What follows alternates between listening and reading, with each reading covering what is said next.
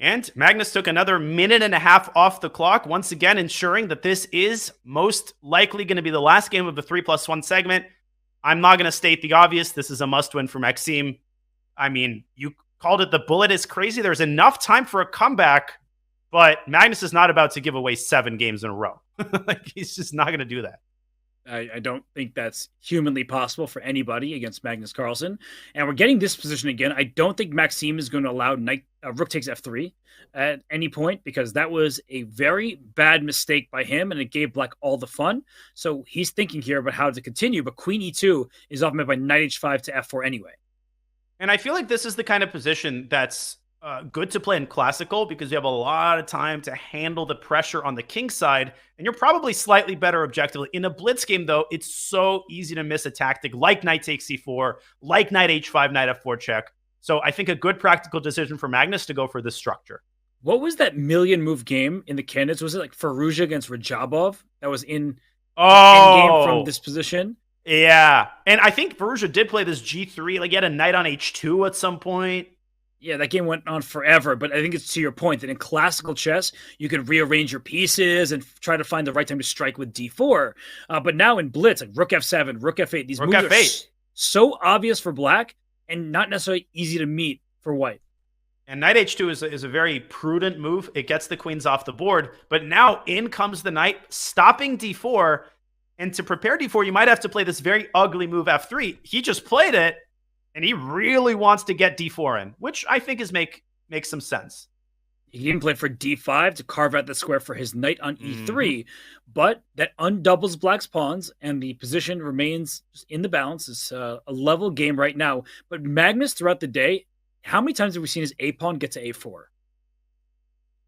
Yeah, and his h-pawn get to h5. I mean, he just loves pushing his corner pawns and carving out space. And if you're looking to improve your endgames, you're watching the greatest endgame player in history in his element. Has he lost a single endgame today? How many games has he even lost overall? Just one, right? I think he only lost game 3 of this match. Oh my gosh.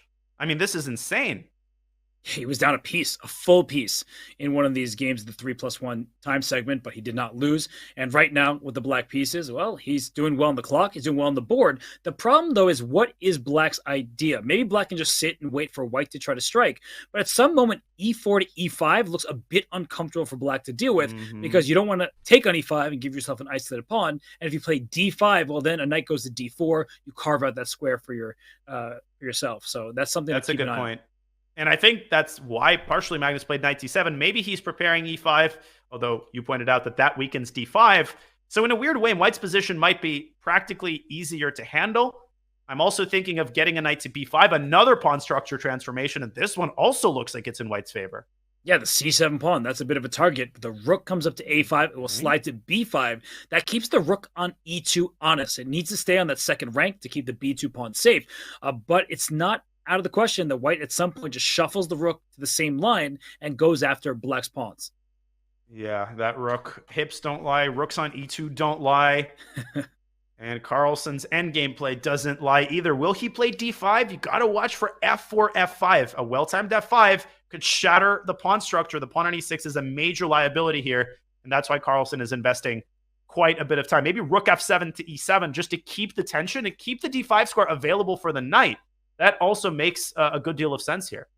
Yeah, the rook e7, maybe there's a chop on d6, and then white plays d5, but it seems the evaluation bar approves of your line that Magnus has played here. The king for black can come to f7. The kings need to be involved in the endgame. It can be used as a weapon or as a defensive piece, but it does not need to be safeguarded in the corners. So a good move by Magnus, shuffling the rook out of the king's path, and I think it's a big moment for Maxime whether or not he could play for a win from here.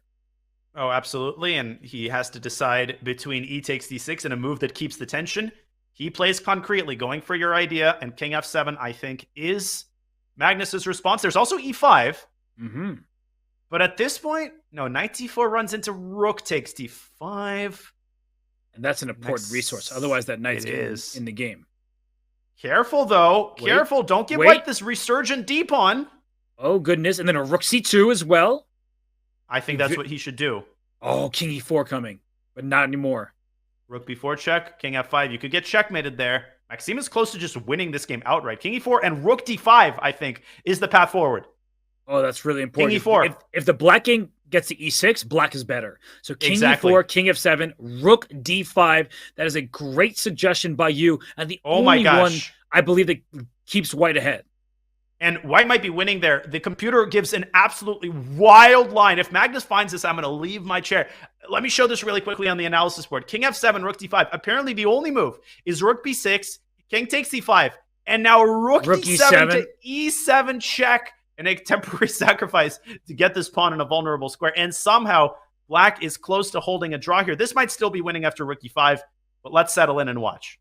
Wow, that is an impressive variation. And he has just made the move rook d8, it looks like. So we're not going to see that king f7 move. But that was a nuts line that you can't blame Magnus for missing. And even if he found it, as we were just saying, the king and pawn game might have been lost anyway. So rook f2 from Maxime, cutting the king off.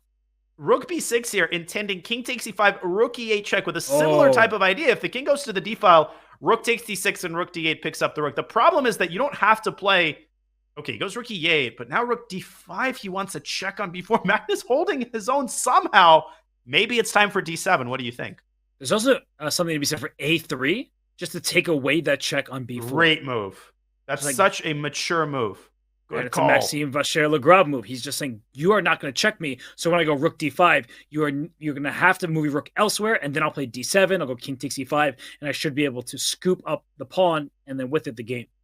On the flip side, he does give black the b3 square. Maybe the rook should use that square as an anchor point and prepare to give checks from behind once the white king captures e5. But I agree, this should be a moot point, and white should win with a couple more accurate moves. I think you might also be onto something, though. It's rook g5 check. So he goes h4. He went a3, and now he goes h4. He's just taking away these squares on the knight files. Brilliant endgame technique from Maxime Vacher-Lagrave. No checks against my king, he says. And now rook d6, king e6, king e7. King e6. Beautiful. And Magnus still trying. He's trying to give checks from behind to drag the king away. And if you go rook e2, Robert, you let black's king in. Look at this. h5. Zugzwang. Make a move. He does. Don't play king d5, rook takes d7 check. That would be a blunder. And now white didn't have any more pawn moves left, but he has plenty of rook moves on the d file, and now black is collapsing. I think that's it. Because rook b6, remember, rook c2, something like king d6 now. Move in. Yep. And that's that. And Magnus Carlsen loses on the board on time.